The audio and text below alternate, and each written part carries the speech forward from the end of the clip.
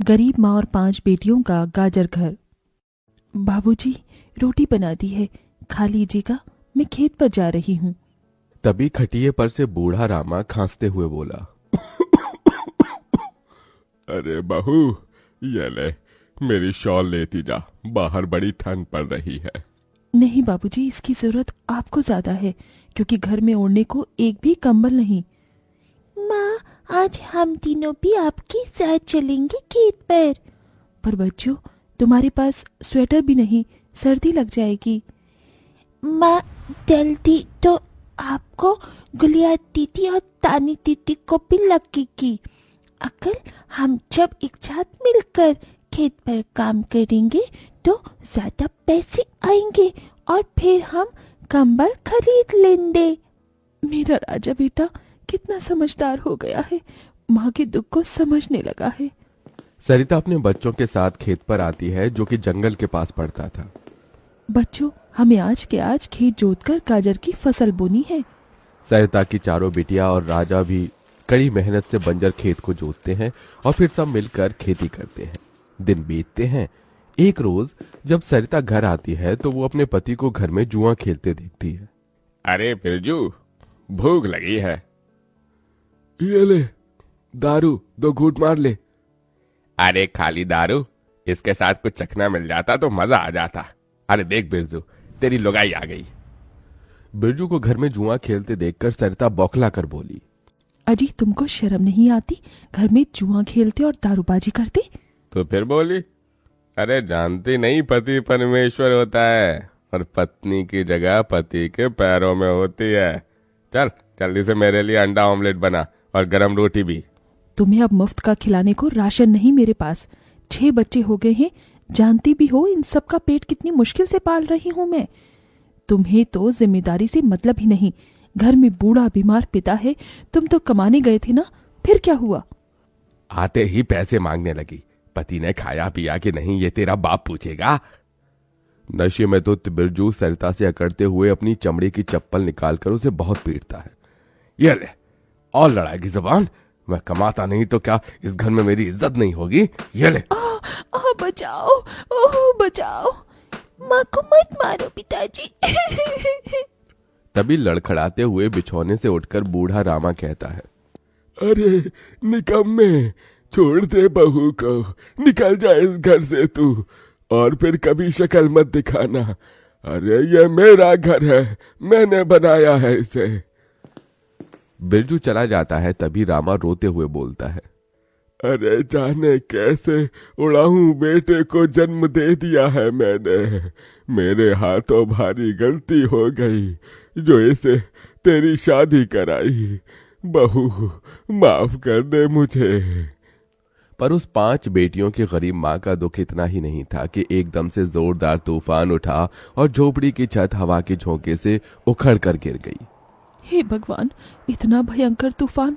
तानी, गुड़िया, अंजू, तुम तीनों सोनी, राजा और मुनिया को लेके बाहर निकलो, मैं दादाजी को लेकर आती हूँ। उठिए बाबूजी। नहीं बहू, तू जा, मेरा समय आ गया है। तुझे उन 5 बच्चियों की सौगंध, तेरे बाद उन्हें देखने वाला कोई नहीं। जा बहू, जा। सरिता के बाहर निकलते ही पूरी झोपड़ी गिर जाती है। सरिता छाती पीट पीट कर रोने लगती है। बाबूजी।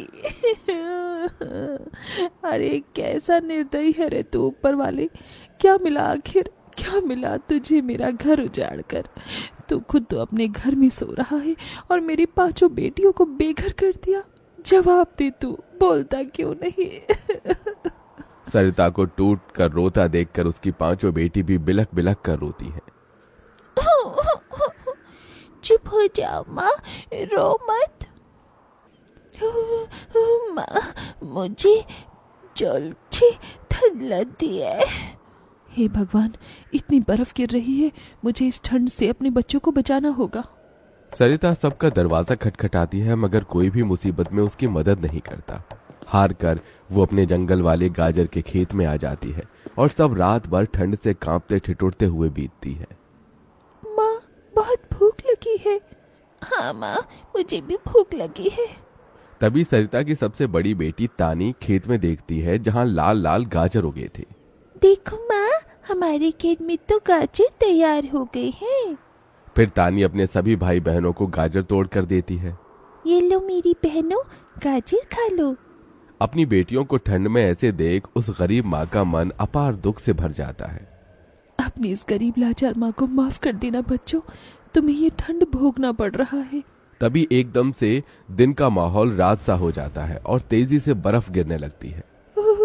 बाप रे बाप, एकदम से इतनी ठंड, ऐसे तो बिना घर के हम बच नहीं पाएंगे।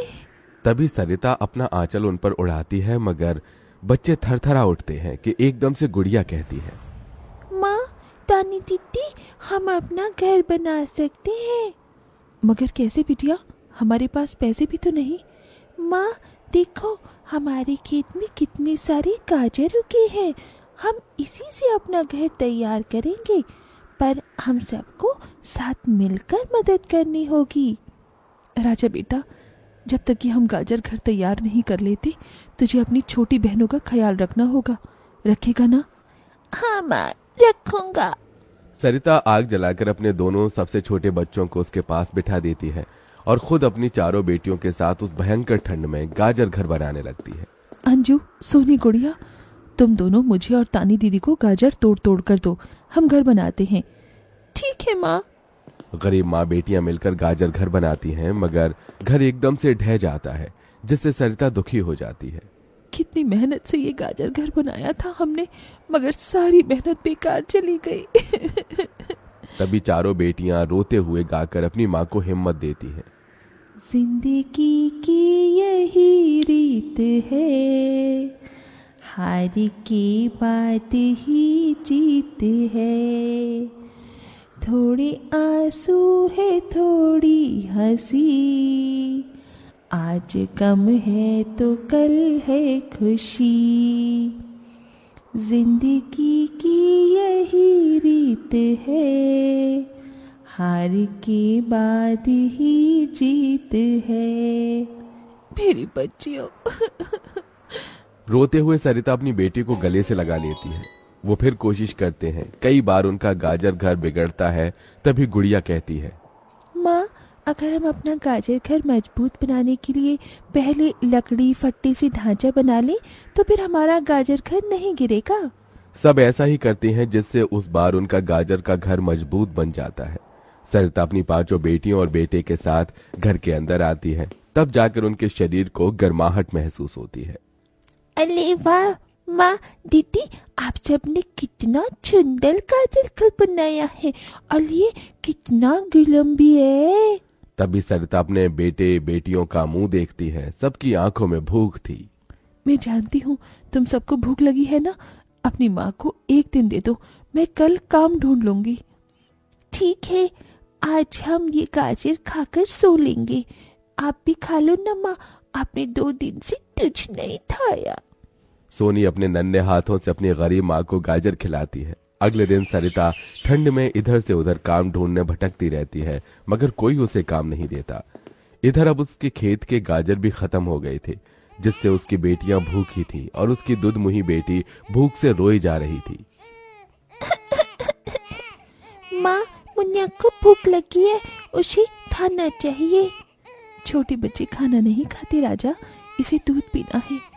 हे बसुरी बजैया, एक माँ की ममता की इतनी भी परीक्षा मत लो कि वो अपने बच्चे को दूध भी ना पिला सके। तभी सरिता को द्वार पर एक गाय के रंभाने की आवाज सुनाई दी। माँ, लगता है बाहर गाय आई है। सरिता अपनी बेटियों के साथ बाहर आकर देखती है तो गाय के थन से दूध की धारा बहे जा रही थी। इस गाय के थन में कितना दूध गिर रहा है।